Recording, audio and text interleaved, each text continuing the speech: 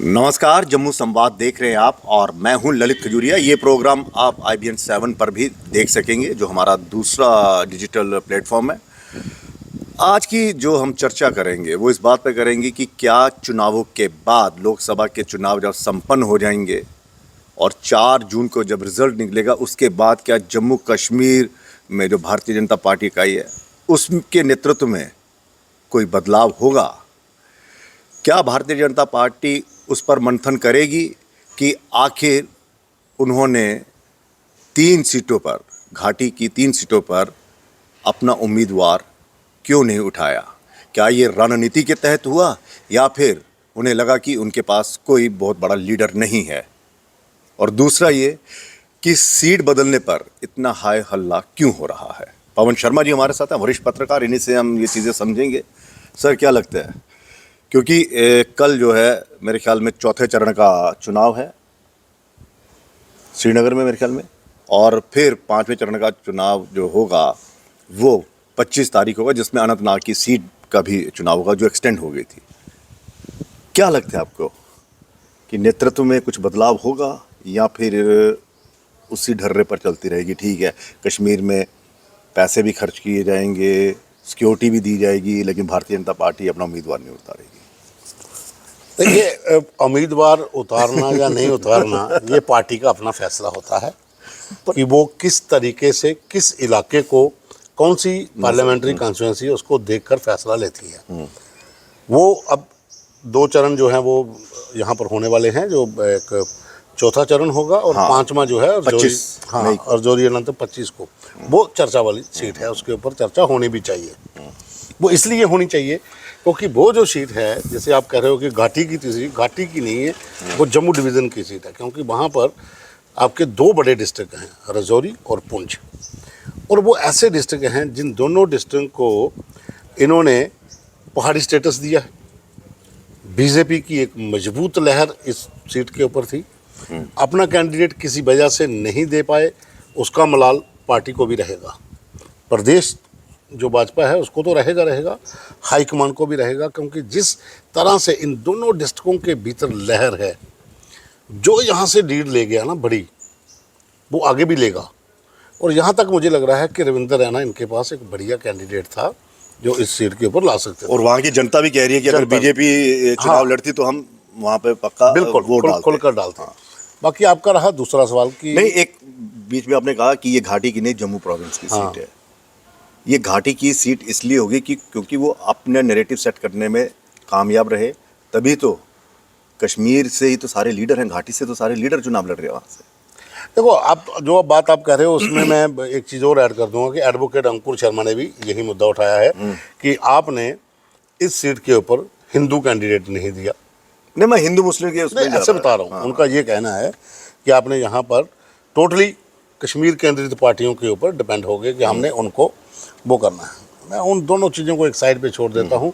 मैं आता हूँ पार्टी की अपनी नीति के ऊपर, क्योंकि रणनीति जब बनाई जाती है प्रदेश भाजपा के वरिष्ठ अधिकारियों की और हाईकमान के कुछ चुने हुए लोगों की, जो प्रभारी हैं, जहाँ पर जतन चुग हैं, जहाँ सूद साहब हैं, कहीं ना कहीं कोई ऐसी रणनीति बनाई गई होगी जिसके चलते 3 जगह के ऊपर अपना कैंडिडेट नहीं दिया। वो रिजल्ट आने के बाद पता लगेगा कि कितनी बड़ी गलती की है, जहाँ हमने अच्छा कदम उठाया है, वो बात की बात है।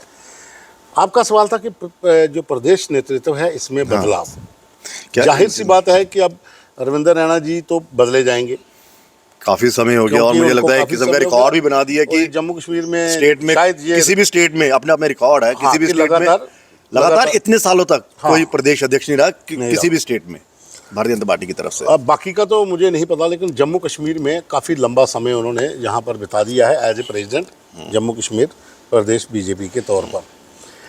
बाकी और जो पद हैं संगठन मंत्री के हैं, जहाँ फिर दूसरे पद हैं महासचिवों के हैं, और संगठन महामंत्री का पद भी पिछले 10-12 सालों से एक ही शख्स के पास है। और जो हम अगर इतिहास में देखें या पुराने इनमें देखें तो 2-3 साल से ज़्यादा रहता नहीं है। वो नेतृत्व में बदलाव जरूर होगा, वो पार्टी अपने तरीके से बदलाव करती है। हाँ, कहीं ना कहीं प्रदेश भारतीय जनता पार्टी की कुछ त्रुटियाँ, कुछ खामियाँ जो रही हैं, उनका आंकलन जरूर हाईकमान करेगा। अच्छा सर, इसमें जो आंकलन करेगा ये भारतीय जनता पार्टी करेगी या फिर संघ करेगा? क्योंकि अगर संघ की बात की जाए तो अरुण कुमार जी, जिन्हें जम्मू कश्मीर का, नए जम्मू कश्मीर का आर्किटेक्ट कहा जाता है, और ये भी कहा जाता है कि अशोक कोल जी, रविंदर रैना जी, ये उनके मतलब कि बहुत ज़्यादा करीबी हैं। शायद जिस तरह से गुटबाजी हुई, जिस तरह से पिछले दिनों कुछ सालों में देखा कि आतंकवादी की घुसपैठ हो गई, गैंगस्टर माफिया ये घुसा है, तो पार्टी जो थी वो इतना एक्शन नहीं ले पाई।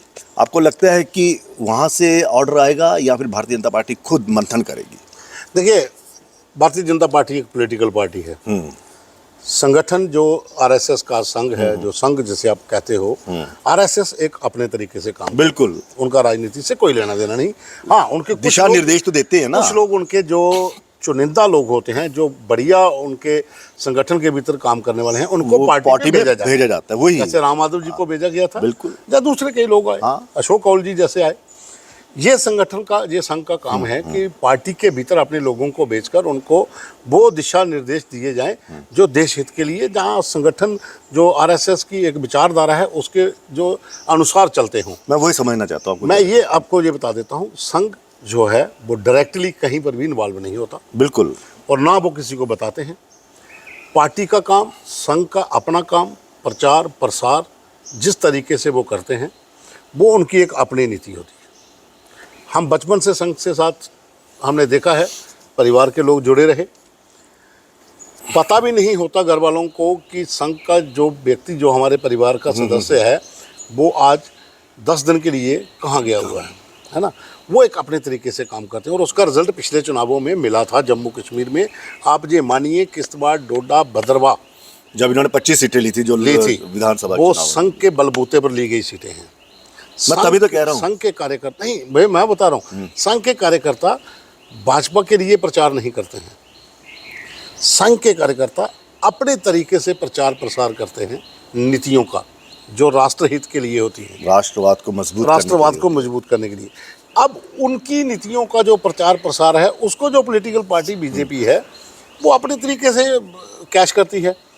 लेकिन एक चीज़ ज़रूर है कि संघ के जितने भी पदाधिकारी हैं, चाहे अरुण जी हैं, अपना रमेश पप्पा जो जम्मू कश्मीर के हैं, अशोक कौल जी हैं, रुपेश जी हैं, या जितने भी लोग हैं, ये लोग, आप जैसा आपने कहा कि वो नए जम्मू कश्मीर के आर्किटेक्ट अरुण कुमार जी, ये लोग आंकलन करते हैं, नीतियों के ऊपर समीक्षा करते हैं, पूरी स्टडी होती है। फिर जो इनके सिस्टर संगठन होते हैं, जो कंसर्निंग संगठन हैं, संस्कार भारती हो या दूसरे जो संगठन हैं, ये सब मिलकर एक प्लेटफॉर्म के ऊपर जो राष्ट्रवाद की नीतियां हैं, जो राष्ट्रहित के लिए कार्य होते हैं, ये उनके लिए काम करते हैं। फिर ये निर्देश भारतीय जनता पार्टी के पास जाते हैं कि ये ट्रैक है, ये लाइन है, इस तरीके भटक गए हो, यहाँ से मजबूत करिए, आपकी यहाँ पर कमियां हैं। और ऐसा भी नहीं है, अब हम कुछ चीज़ें सामने नहीं बता सकते, लेकिन पार्टी और संगठन के बीच में बहुत सी चीज़ें ऐसी होती हैं जो देश को प्रथम रखा जाता है, राष्ट्र सर्वप्रथम वो रखा जाता है, उसके हिसाब से काम होता है। तो मंथन होगा, आपको लग रहा है कि मंथन जरूर होगा, और संगठन ने इसके ऊपर मंथन शुरू भी कर दिया होगा, क्योंकि इसका पता तब चलता है जब व्यक्ति का तबादला हो जाता है, जहाँ उसको निकाल दिया जाता है, फिर बाद में पता चलता है, फिर उसको पता चलता है कि ये मंथन तो पिछले 6 महीने का चल रहा था। वैसा ही मंथन देखने को मिला था उथल-पुथल, जब डिप्टी सीएम चेंज कर दिए गए थे अचानक ही। फिर वो जो मंथन एक दिन का नहीं था, वो मंथन काफी दिनों का था। उस मंथन के ऊपर ही कर दिए गए मंत्री, मंत्रालय चेंज कर दिए गए। लेकिन क्या इस चीज़ पर तो आपको लगता है कि भारतीय जनता पार्टी हाईकमान या संघ जो है, ये ज़रूर इस पर सवाल, मतलब कि उन सवालों के जवाब जानना चाहेगा या उन नीति को जानना चाहेगा कि भाई साहब, हमने इतना इन्वेस्ट किया, वक्त दिया, हमने कश्मीर के नेताओं को दिल जीतने की हमने कोशिश की, तो फिर हम कहाँ फेल हो गए कि हम कैंडिडेट, ठीक है रणनीति एक अलग चीज़ है, लेकिन उस रणनीति तो तभी बदली होगी ना जब एहसास हुआ होगा कि भाई साहब अगर यहाँ से खड़े करेंगे तो हम हार जाएंगे। देखो, मैं आपको एक चीज़ बताता हूँ, जम्मू प्रोविंस के तमाम डिस्ट्रिक्ट जो हैं, राजौरी, पुंछ, किश्तवाड़, डोडा और रामबन, इनमें 5 जो ज़िले हैं, मैं इनकी अगर बात करता हूँ तो इसमें मैं साफ तौर पे आपको ये बता सकता हूँ कि पार्टी के कैडर को मजबूत करने के लिए संघ का बहुत बड़ा योगदान रहा है। कश्मीर घाटी में भारतीय जनता पार्टी के जो तमाम नेता थे, बिल्कुल, जो वहाँ पर सक्रिय राजनेता थे, काफ़ी पुराने थे, वो अपने आप को उस स्तर के ऊपर पेश नहीं कर पाए कि पार्टी उन पे भरोसा करे। अगर ऐसा होता तो मुझे लगता कि तीनों सीट के ऊपर भारतीय जनता पार्टी का कैंडिडेट, मैं एक को तो छोड़ देता हूँ क्योंकि वो रविंदर रैना कन्फर्म थे कि अगर वो आते बिल्कुल, तो टक्कर ज़बरदस्त होती, मुकाबला ज़बरदस्त होता। दो के ऊपर भी आप कश्मीरी मूल के भारतीय जनता पार्टी के कुछ लीडर्स को एज ए टेस्ट वहाँ पर इलेक्शन लड़वा सकते थे, लेकिन पार्टी की अपनी रणनीति है कि एनडीए का कुंभा बढ़ाने जैसे के लिए कश्मीरी पंडित हमने को अपने तरीके- जिस हाँ, घर वापसी की बात कर रहे हैं कि कश्मीरी पंडितों की घर वापसी करवानी है, ये करना, किसी कश्मीरी पंडित को वहां से चुनाव लड़वा सकते थे। बिल्कुल, क्योंकि वहाँ पर कश्मीरी पंडितों आपने के एमएलसी वोटरों तो का दी है, प्रभाव है। आपने सरपंच वहां से आपके जीते हुए हैं, एमएलसी आपके वहां से चुने दो गए। एमएलसी बिल्कुल। आपने, एक अंबरदार जी को वहाँ पर एमएलसी बनवाया, आपका बीजेपी का एक और एमएलसी वहाँ पर रखा। आप वहाँ पर एज ए टेस्ट कश्मीरी पंडित किसी को भी वहाँ चेहरा ला क्या नाम था, सकते थे। गिरधारी लाल रैना, कुछ ऐसा नाम था हाँ, उनका। आप उनको वहाँ पर ला सकते थे।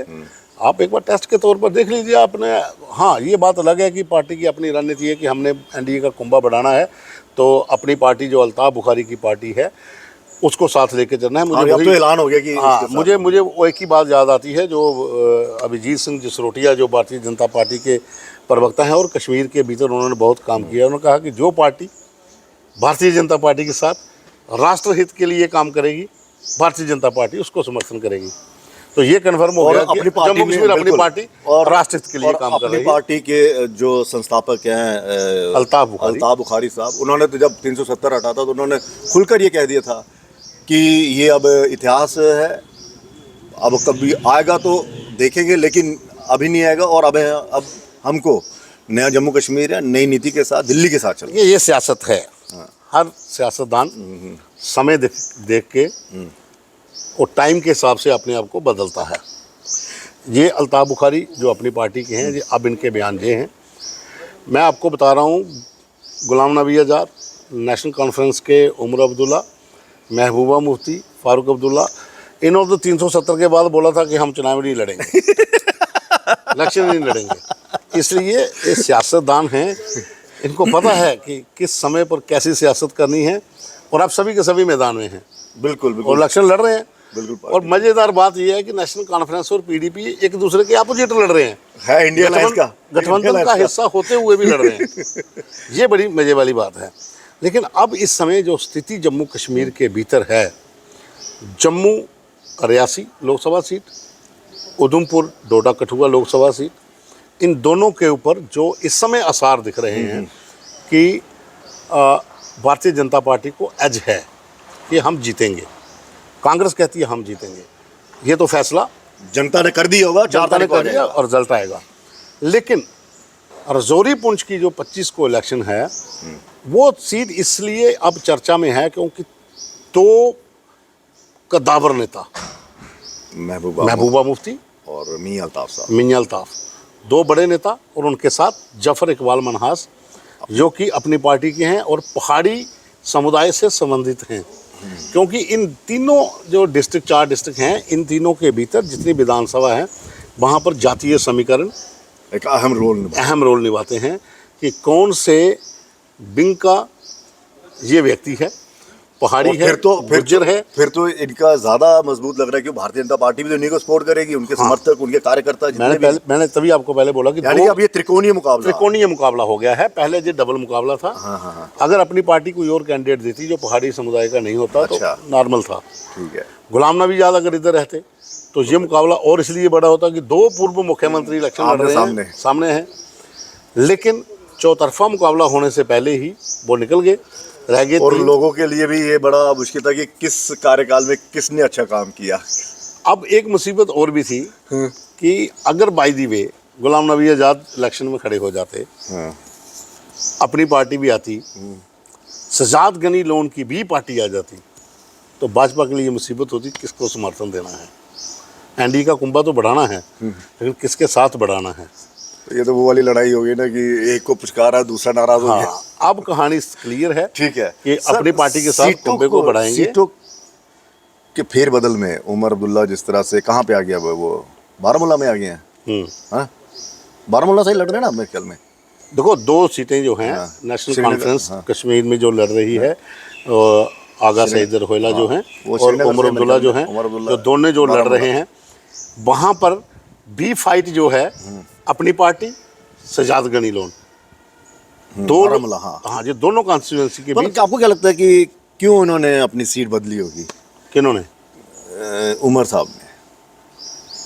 देखो उसमें बड़ा क्लियर सा है कि डॉक्टर फारूक अब्दुल्ला एक मजा हुआ राजनेता है, बड़ी दूर की सोच रखता है, और उनके मुकाबले का जम्मू कश्मीर में कोई पॉलिटिशियन है ही नहीं है ना। अगर राजनेता आप कहो तो बहुत दूर की सोच रखते हैं। उन्होंने अपनी एक नीति के तहत, देखो कश्मीर के भीतर अलगाववादियों का प्रभाव रहा है, अच्छा, जमाते इस्लामी का प्रभाव बहुत रहा है वोटर के ऊपर, नेताओं पे तो छोड़ो, वोटर के ऊपर वोटर किस तरफ करवट लेगा, वो ये 2 चीज़ें बड़ी मैटर की जाती थी, अलगाववाद और अलगाववाद जमाते इस्लामी, आप हाँ, ठीक है, ठीक है। एक ही कह सकते हो। लेकिन जब से ये नया जम्मू कश्मीर का प्रोसेस शुरू हुआ, प्रोजेक्ट एक लाया गया जिसके तहत पत्थरबाजी खत्म हो गई, अलगाववाद को जेल के बीच, जो हुर्रियत कॉन्फ्रेंस या दूसरे कट्टरपंथी संगठनों के लोग थे वो जेलों में ठोक दिए, कुछ लोग बैन हो गए, वो तंजीमें बैन कर दी गई, जो ऑर्गेनाइजेशंस टेरर फंडिंग के लिए काम करते थे, जिनके साथ आतंकियों के समर्थक थे, वो जेलों में डाल दिए गए। तो अल्टीमेटली ये डिसाइड हो गया अब कश्मीर के बीच राजनीति दूसरे तरीके की होगी, पहले वाली नहीं। यही कारण है कि डॉक्टर फारूक अब्दुल्ला ने सीट को वो करवाया। चलिए, बहुत बहुत शुक्रिया। तो 4 तारीख को पता चलेगा कि भारतीय जनता पार्टी की रणनीति क्या थी, और जिस तरह से पवन भैया कह रहे हैं कि बदलाव तो होगा ही। अब देखना ये है कि प्रदेश अध्यक्ष कौन बनेगा और संगठन महामंत्री वो कौन बनेगा, अगर बदलाव होता है तो।